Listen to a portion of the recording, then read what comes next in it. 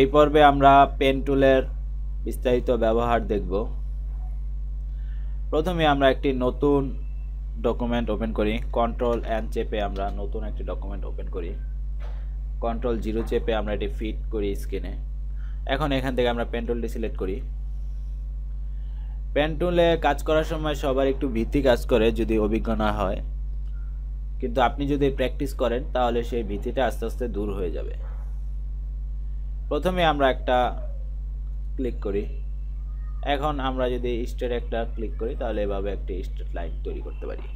কিন্তু আমরা যদি একটু কার্ভ লাইন মানে একটু বাঁকা লাইন করতে চাই সেক্ষেত্রে কি করতে হবে, বা এস এস ডিজাইনের একটি বাঁকা লাইন যদি তৈরি করতে চাই সেক্ষেত্রে কি করতে হবে। কন্ট্রোল জেড চেপে আমরা আন্ডু করি।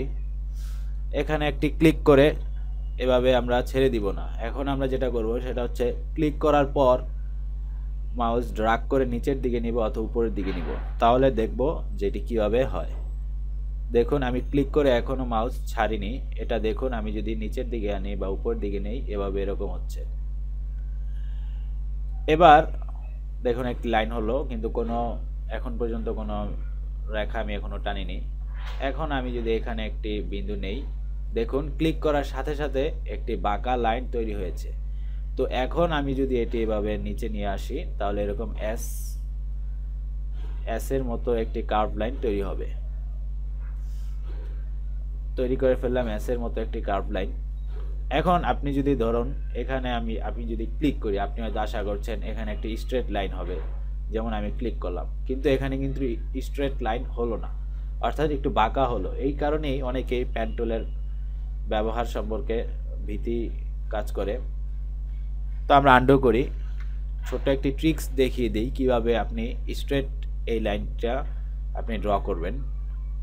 এখানে দেখুন মাউস নেওয়ার পর একটি কার্ভ লাইন তৈরি হয়, আইকন চেঞ্জ হয়। আপনি যদি অল চেপে এখানে ক্লিক করেন তাহলে দেখুন এখানে এই লম্বা এই দাগটি চলে গিয়েছে, অর্থাৎ এখানে এন্ড পয়েন্ট তৈরি হয়ে গিয়েছে। এখন আমি যদি কার্ভ লাইন করি বা অন্য একটি লাইন করি সেক্ষেত্রে সেটি বাঁকা হবে না, সেটি স্ট্রেট লাইনই হবে। যেমন আমার স্মার্ট গাইড অন করা, তাই আমরা দেখতে পাচ্ছি এখানে স্ট্রেট লাইন হবে। ক্লিক, দেখুন এটি সম্পূর্ণ স্ট্রেট একটি লাইন হলো। এবার আমরা এখানে একটি ক্লিক করি, তারপর এটি একটু উপরের দিকে নেই, এরপর এখানে একটু ক্লিক করি।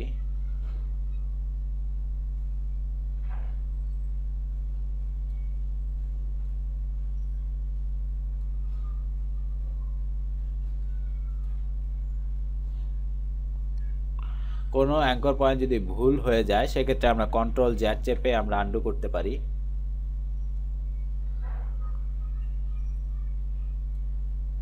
এরপর লাস্ট আমরা যখন জয়েন করব তখন দেখুন একটি গোল আকারের আইকন চলে এসেছে। দেখুন অনেকটাই তিমি মাছের শেপ আমরা তৈরি করে ফেললাম। এখন এখানে কিছু ভুল ভ্রান্তি রয়েছে যেগুলো আমরা ঠিক করতে পারবো। পেন টুলের সাহায্যে আপনি যে কোনো ডিজাইন করার পর আপনার সবগুলো অ্যাঙ্কর পয়েন্ট এডিট করা যাবে পরবর্তী কারেকশন করার জন্য। যেমন ধরা যাক আমি যদি এখন এখানে কারেকশন করতে চাই, এখানে দেখুন আমি ডিরেক্ট সিলেকশন টুলটি সিলেক্ট করার পর মাউস নেওয়ার পর এখানে দেখুন অ্যাঙ্কর পয়েন্টটি সিলেক্ট করা যাচ্ছে। এটি আমি আমার প্রয়োজন মতো আমি এটি কাজে লাগাতে পারবো। শুধু তাই না, ইচ্ছা করলে এটি আপনি মুভও করাতে পারেন। এরপর ধরা যাক আপনি সম্পূর্ণ এডিটেবল একটি এই ডিজাইন আপনার প্রয়োজন মতো আপনি পরে এটি দিয়ে সংশোধন করে নিতে পারেন। পেন টুলে আরও কিছু টুল রয়েছে। পেন টুলের সাথে আমরা যদি এখানে ক্লিক করে ধরে রাখি তাহলে আরও কিছু টুল দেখতে পাবো। Add anchor point tool, delete anchor point tool, convert anchor point tool. এখন আমরা এগুলোর ব্যবহার দেখব। এখানে ক্লিক করে আমরা এই টুলটি বাইরে নিয়ে আসি। এতক্ষণ আমরা এই পেন টুলের ব্যবহার তো দেখলামই, এবার অন্য যে টুলগুলো রয়েছে সেটির ব্যবহার দেখব। অ্যাড অ্যাঙ্কর পয়েন্ট, এখানে ক্লিক করি। দেখুন এখানে প্লাস সাইন চলে এসেছে পেন টুলের সাথে। আগে কিন্তু প্লাস সাইন ছিল না, আগে এরকম একটি স্টার চ্যানেলের স্টার ডিজাইনের মতো একটি চিহ্ন সাথে ছিল। এখন আমরা এখানে যদি ক্লিক করি তাহলে প্লাস সাইন চলে এসেছে।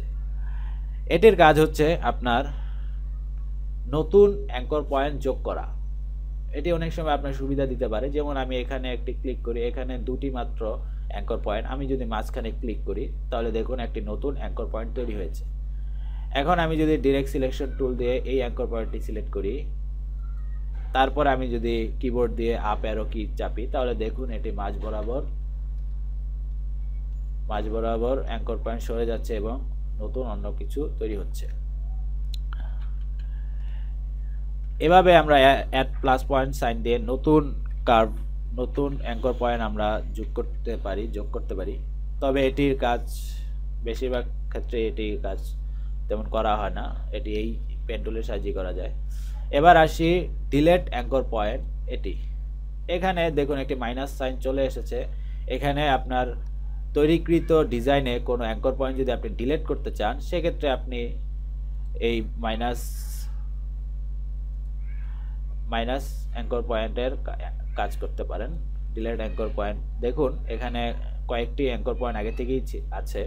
এখন আমরা ধরুন এই অ্যাঙ্কর পয়েন্টে আমরা ডিলিট করে দিব। দেখুন এখানে নেওয়ার পর মাইনাস সাইন আসার পর আমি যদি এখানে ক্লিক করি দেখুন এখানে অ্যাঙ্কর পয়েন্টটি ডিলিট হয়ে গিয়েছে।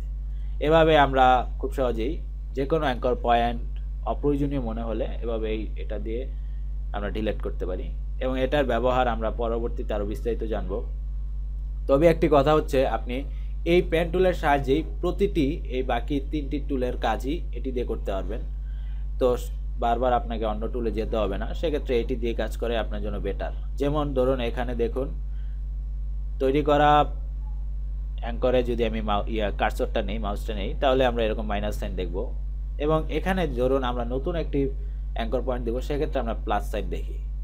এছাড়া আমরা যদি অল্ট চাপি তাহলে আমরা এই আইকনটি, এই টুলটির কাজও পাই। অর্থাৎ আপনি যদি এই পেন টুলের সাহায্যে যে কোনো ডিজাইনই করতে পারবেন এবং এই পেন টুলের ব্যবহার যদি আপনি সঠিকভাবে জানেন তাহলে বাকি টুলগুলোর কাজ এটা দিয়ে করতে পারবেন। ধন্যবাদ।